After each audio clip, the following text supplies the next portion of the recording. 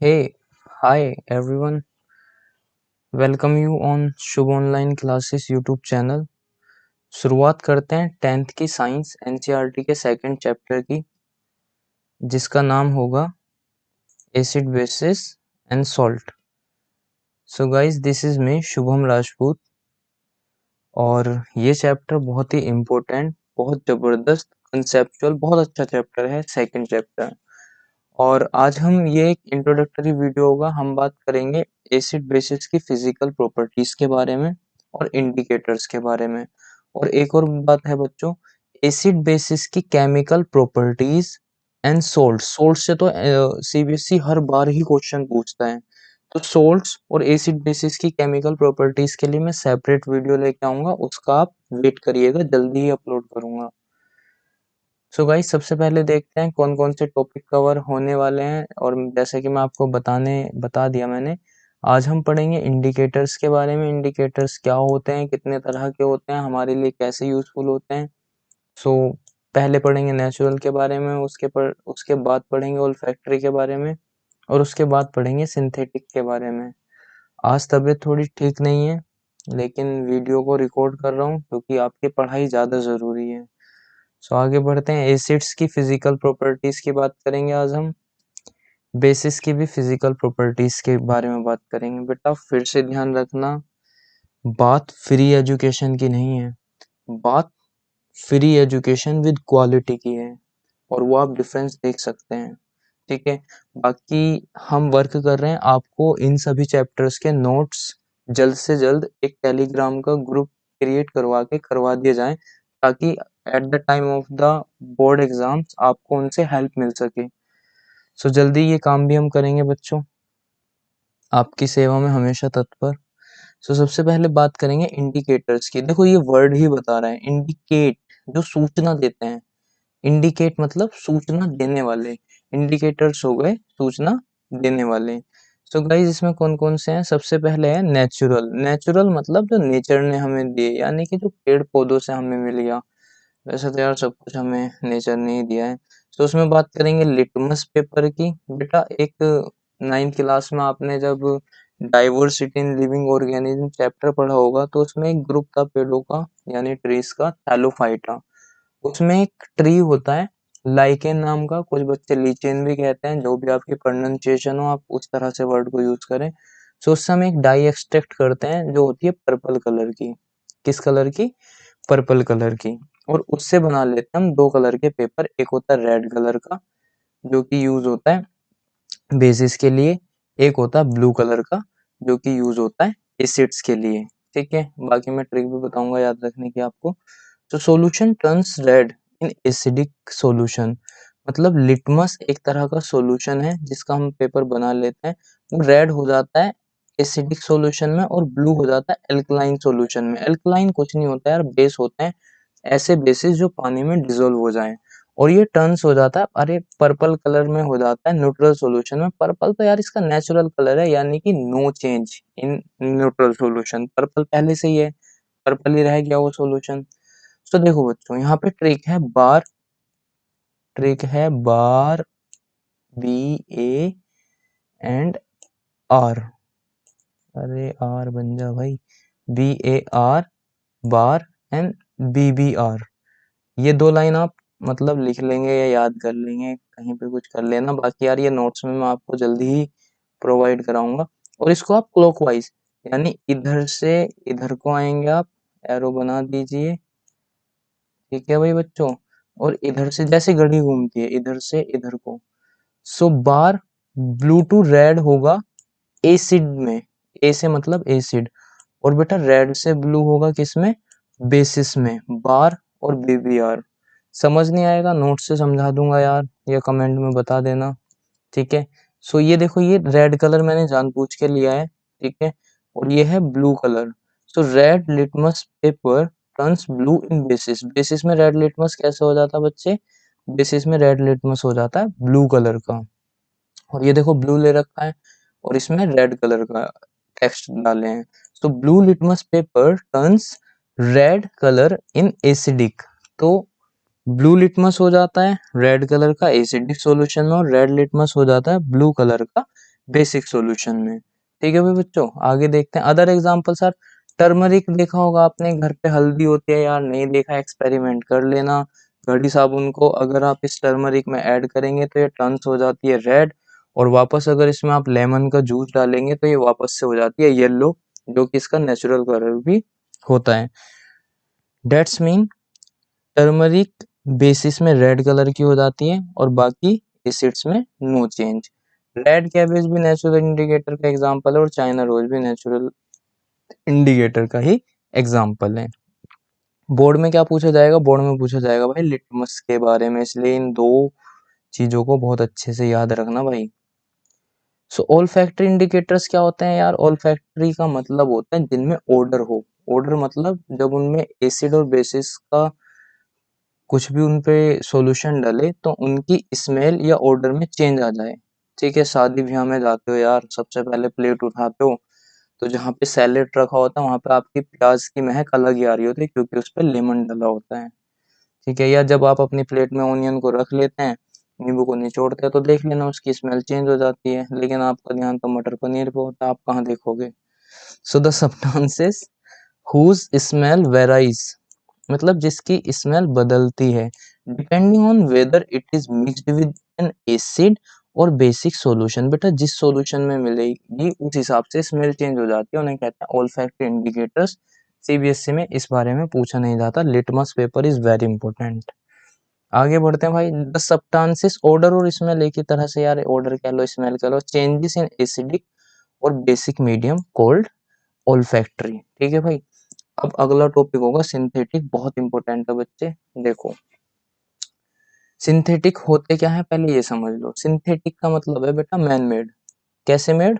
Man made, यानी जो लोगों द्वारा इंडिकेटर्स बनाए जाएंगे उन्हें हम कहेंगे सिंथेटिक इंडिकेटर। इन्हें तैयार किया जाता है लेबोरेटरी के अंदर, यानी केमिस्ट्री लैब्स के अंदर। So compounds created in chemistry lab prepared from artificial, यानी कि यार हम ही बना रहे हैं। ठीक है, लैब में कुछ जुगाड़ पानी करके हमने ये इंडिकेटर्स बना लिए, rather than compounds found in nature.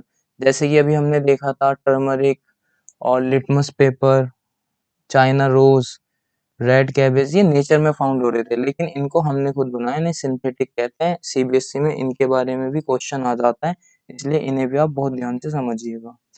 तो सबसे पहला है फिनोल्फिथिलीन। बेटा जिंदगी बीत जाएगी, इसकी स्पेलिंग याद नहीं हो पाएगी मजाक कर रहा हूँ यार, इसकी स्पेलिंग बहुत कंफ्यूजेबल होती है। सो इसको तोड़ तोड़ के याद करो। पहले बोलो फी, फिर याद करो नोल, फिनोल, फिर करो फित आ, फित लीन, ऐसे करके इस वर्ड को मतलब तोड़ के याद कर लो यार। और ये होता है कलरलेस, ये कलरलेस होता है। और बच्चे एसिड में भी ये कलरलेस रहता है, लेकिन बेस में ऐड होती है ये हो जाता है पिंक कलर का।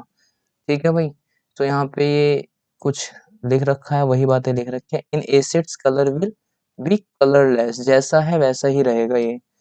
देखो ये pink pink pink pink pink pink so guys in bases colour will be pink, bases में इसका कलर कैसा हो जाएगा? पिंक। चलिए आगे बढ़ते हैं। मिथाइल ऑरेंज, बेटा इसका नेचुरल कलर होता है रेडिश ऑरेंज, मतलब ये ऑरेंज कलर का ही होता है। देखो नाम भी मिथाइल ऑरेंज और है भी ऑरेंज कलर का। और ये बच्चे एसिड में हो जाता है रेड कलर का और बेसिस में हो जाता है येलो कलर का। देखो ये रेड दिखाया है इन्होंने सब जानबूझ करके, क्यों? क्योंकि ये एसिड में रेड कलर का हो जाता है। देखो ये लिख रहा है acids colour will B red. Methyl orange में एसिड का कलर कैसा हो जाएगा बेटा? रेड। और बेसिस में कैसा हो जाएगा? देखो ये सब येलो आ रहा है, समझो इन, मतलब ये भी एक इंडिकेशन है, इंडिकेट करना चाह रहे हैं हम आपको। सो बच्चे in bases colour will be yellow, bases में कैसा कलर हो जाएगा इसका? येलो। आई होप आप ये समझ गए कि इंडिकेटर तीन तरह के हैं, नेचुरल, सिंथेटिक, ओल्फैक्टरी। नेचुरल में litmus, turmeric, red cabbage, China rose, और सिंथेटिक में मिथाइल ऑरेंज और फिनोल्फिथिलीन, और बेटा ओल्फैक्टरी में ओनियन, वेनिला, क्लोव। ठीक है, हमारे लिए क्या इंपॉर्टेंट है? हमारे लिए इंपॉर्टेंट है नेचुरल वाले में लिटमस पेपर, सिंथेटिक में ये दोनों फिनोल्फिथिलीन, मिथाइल ऑरेंज। फिनोल्फिथिलीन कलरलेस होता है, एसिड में भी कलरलेस रहता है, बेस में फिनोल्फिथिलीन का कलर पिंक हो जाता है। Methyl orange reddish orange colour का होता है, एसिड में इसका कलर रेड हो जाता है और बेसिस में इसका कलर येलो रहता है। चलिए आगे बढ़ते हैं। सो गाइज अब है एसिड एंड बेसिस की फिजिकल प्रॉपर्टीज। सो जैसे कि आप देख पा रहे होंगे, इनमें डिफरेंशिएट कर लेते हैं, क्या कॉमनैलिटी है और क्या इनमें डिफरेंस है। देखो एसिड्स, एसिड्स की बात करते हैं। देखो acid is an hydrogen containing, बेटा वर्ड को दिमाग में उतार लो, हाइड्रोजन कंटेनिंग। एसिड्स के अंदर क्या होता है, हाइड्रोजन होता है। हाइड्रोजन पाता है बेटा प्लस का चार्ज, H प्लस आयंस। तो कुछ थ्योरीज में, कुछ नहीं मतलब मेन थ्योरी तो इसकी यही होती है कि जो एसिड्स होते हैं वो प्रोटॉन डोनर होते हैं। कौन होते हैं बेटा, प्रोटॉन डोनर होते हैं। So substances that is capable of donating a proton, बेटा 10th में ये नहीं है, ठीक है, और पर बहुत अच्छी डेफिनेशन है, टू अनदर सब्सटेंसेस, ठीक है भाई। Acids any hydrogen containing substance को हम एसिड कहते हैं, जो कि कैपेबल होता है टू डोनेटिंग अ प्रोटॉन। आगे बढ़ते हैं। ये क्या करता है बेटा, ये ब्लू लिटमस पेपर को रेड में कन्वर्ट कर देता है। ब्लू लिटमस पेपर को किस में कन्वर्ट कर देता है, रेड में। यहाँ से हम पढ़ने जा रहे हैं इनकी फिजिकल प्रॉपर्टी जिन्हें हम आंखों से देख सके। ब्लू लिटमस पेपर पे जब भी एसिड को डालोगे वो रेड कलर में चेंज हो जाएगा, ये आपको विजिबल होगा। So they have a sure test. तो जब आप उसको, अगर देखो भाई ऐसा ही घर पे कुछ मत करना कभी, मतलब कंसंट्रेटेड हाइड्रोक्लोरिक एसिड आप लेकर के आ गए और आपने उसको मतलब अपने माउथ में डाल लिया, बेटा जीभ कट के नीचे गिर जाएगी और एसिड अंदर होगा, आप ऊपर होंगे। खैर मजाक कर रहा हूँ यार, लेकिन कभी भी इसको इस तरह से टेस्ट वेस्ट करके पता मत लगाना कि एसिडिक है या क्या है। बस समझ लो इनका श्योर टेस्ट होता है, जैसे कि लेमन, श्योर का मतलब खट्टा। सो ऑल डाइल्यूट एसिड्स, कैसे बेटा, डाइल्यूट एसिड्स कंडक्ट इलेक्ट्रिसिटी, क्योंकि यार देखो भाई, दुनिया की कोई भी चीज अगर इलेक्ट्रिसिटी को कंडक्ट कर रही है इसका मतलब उनके पास आयंस हैं। अगर आयंस नहीं है इलेक्ट्रिसिटी बिल्कुल भी कंडक्ट नहीं करेगी। हम भी इलेक्ट्रिसिटी को कंडक्ट करते हैं क्योंकि हमारे अंदर भी बहुत सारी मेटल्स होती हैं और मेटल्स के होते हैं बच्चे आयंस, ठीक है भाई। फिनोल्फिथिलीन में बेटा कोई चेंज नहीं ऑब्जर्व होता, हमें कोई चेंज हमें दिखाई नहीं देता। और ये ऑरेंज, मिथाइल ऑरेंज को किस में कन्वर्ट करता है, रेड में। अभी हमने पीछे पढ़ के ही आए हैं, ये इसकी फिजिकल वैल्यू है। सो पीएच वैल्यू इसकी क्या होती है, हमेशा बेटा लेस देन 7 होती है। क्या होती है, हमेशा लेस देन 7। और lower the pH value higher the acidic character. जितनी कम पीएच होगी उतना ज्यादा एसिडिक नेचर होगा किसी भी सॉल्यूशन का। और most acid solution are corrosive. Corrosive मतलब मेटल को खराब कर देते हैं बेटा। एसिड रेन जिसका पीएच वैल्यू 5.6 होता है, जब जब मेटल्स को छुएगी बर्बाद कर देगी, मेटल को खराब कर देगी, कोरोड कर देगी। चलिए आगे बढ़ते हैं, अब बेसिस को समझ लेते हैं इसी के रेस्पेक्ट में। बेटा ये हाइड्रोजन कंटेनिंग है तो वो हाइड्रोक्साइड कंटेनिंग है। अगर ये प्रोटॉन डोनर है तो वो प्रोटॉन एक्सेप्टर है। Bases are defined as proton acceptors. क्या है ये, प्रोटॉन एक्सेप्टर्स, यानी ये हाइड्रोजन को एक्सेप्ट करता है, ठीक है। It turns red litmus to blue. पीछे हमने पढ़ा था ये क्या करता है बेटा, रेड लिटमस को किस में कन्वर्ट करता है, ब्लू लिटमस पेपर में। दे बिटर इन टेस्ट, इनका टेस्ट, वहां पे अगर एसिड का टेस्ट खट्टा था तो बेटा इनका होता है बिटर। बिटर माने कड़वा, जैसे कि नीम। They also conduct electricity in aqueous solution, बिल्कुल करेंगे यार, आयंस तो इनमें भी है भाई, ठीक है। और जिसके पास आयंस है वो इलेक्ट्रिसिटी कंडक्ट करेगा भाई साहब। It turns colourless phenolphthalein to pink colour. अभी बेटा आपको बताया था, पीछे इंडिकेटर्स में पढ़ रहे थे, आई होप आपको ये समझ आ गया होगा। It turns methyl, oh sorry orange, methyl orange to yellow, यानी जो मिथाइल ऑरेंज है वो होता है ऑरेंज कलर का और उसको ये किस में चेंज करता है, येलो कलर में। सो पीएच वैल्यू हमेशा इसका 7 रहता है, ग्रेटर देन 7, सॉरी, इसका पीएच वैल्यू हमेशा ग्रेटर देन 7 होता है। तो आपके मन में आ रहा होगा कि भाई लेस देन 7 हो गया एसिडिक, ग्रेटर देन 7 हो गया बेसिक। तो एग्जैक्टली 7 क्या है बेटा, एग्जैक्टली 7 होता है वाटर। और वाटर पे पीएच पेपर का कलर आ रहा होता है ग्रीन। कैसा आता है, ग्रीन। सोपी टू टच, ये क्या यार, चिड़िया सी चहक गई। ओहो हो। सो स्ट्रॉन्ग एसिड्स कौन से होते हैं बच्चे, इट इज कंप्लीटली डिसोसिएटेड और ionised in an aqueous solution. बेटा कोई भी वो एसिड जो वाटर के अंदर फुल्ली आयोनाइज हो जाए, उसका आयोनाइजेशन हो जाए, उसे क्या कहते हैं, strong acid. Strong acid has high capacity to lose a proton. So example hydrochloric acid बेटा अगर आपने हमारा बायो वाला लेक्चर देखा हो लाइव प्रोसेस में, उसमें हाइड्रोक्लोरिक एसिड का आपने पढ़ा होगा। ये बहुत ही ज़्यादा मतलब स्ट्रॉन्ग एसिड होता है और आपके पेट में पाया जाता है to kills the viruses and bacterias. Nitric acid and sulphuric acids are the other example of strong acids. ठीक है भाई बच्चों। Weak acids, it does not fully ionise when it is dissolve in water. बेटा ये पूरी तरीके से ionise नहीं होते। आप इन डेफिनेशंस को डायरेक्ट अपने बोर्ड के एग्जाम्स में यूज कर सकते हैं। कोई भी इसमें मतलब दो राय नहीं है, कोई भी विचार विमर्श करने की जरूरत नहीं है। सब बातें बहुत अच्छे तरीके से लिखे गए हैं, आप डायरेक्ट यूज कर सकते हैं। बाकी मैं जल्द से जल्द आपको नोट्स प्रोवाइड कराने की पूरी कोशिश करूंगा। सो वीक एसिड्स के एग्जांपल देखते हैं बच्चे। एसिटिक एसिड, इसे विनेगर भी कहते हैं भाई, इसे इथेनोइक एसिड भी कहते हैं, इसे आप चाउमीन में डाल के खाते भी हैं। ठीक है भाई, वीक एसिड होता है। Which is found in vinegar and oxalic acid, जिसका फॉर्मूला क्या है, H2C2O4।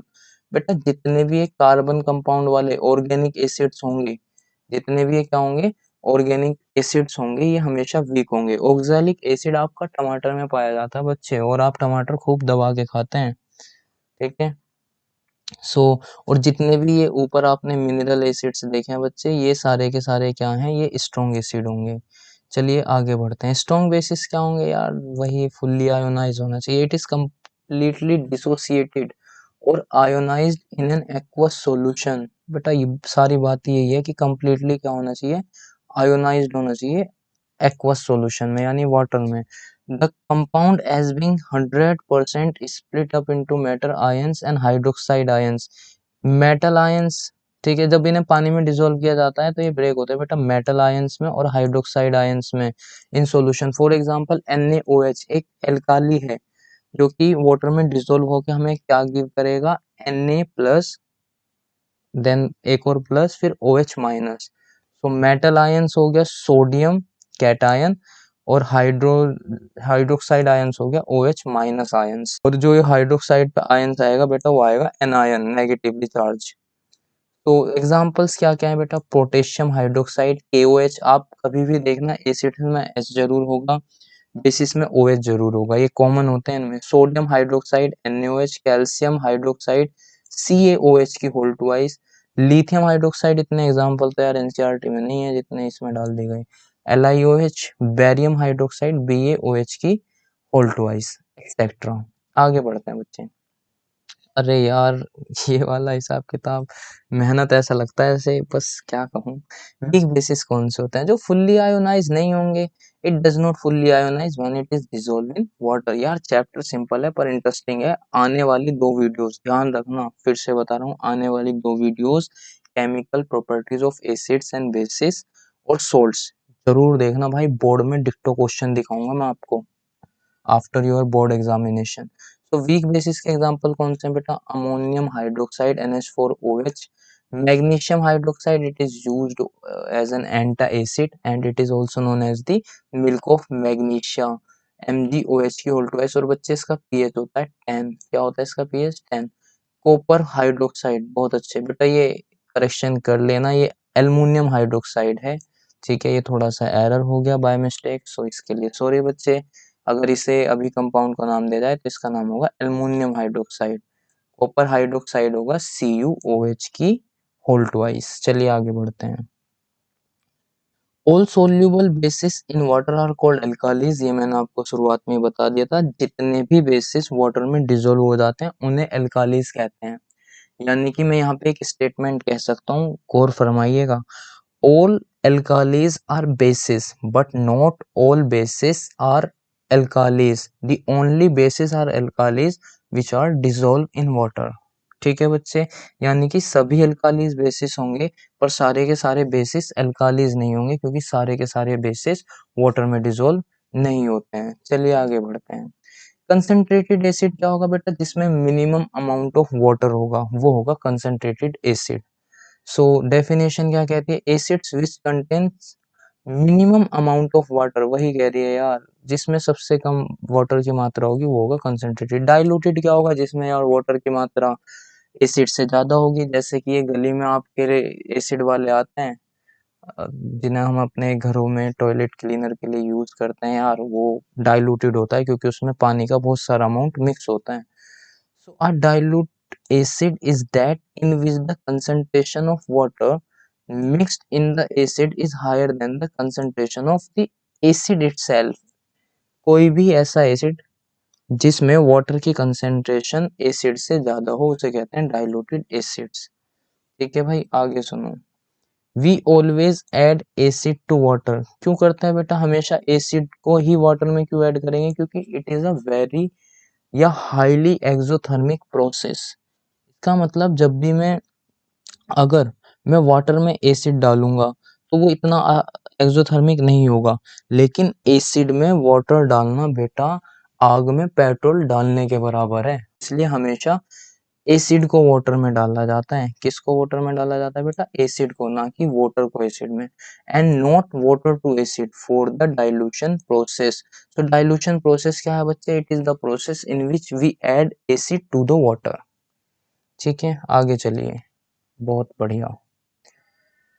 सो गाइस, ये था आज का video. Thank you for watching. If you want more videos leave the comment, like our videos and subscribe our channel. Bye bye guys, take care, जल्द ही मिलते हैं।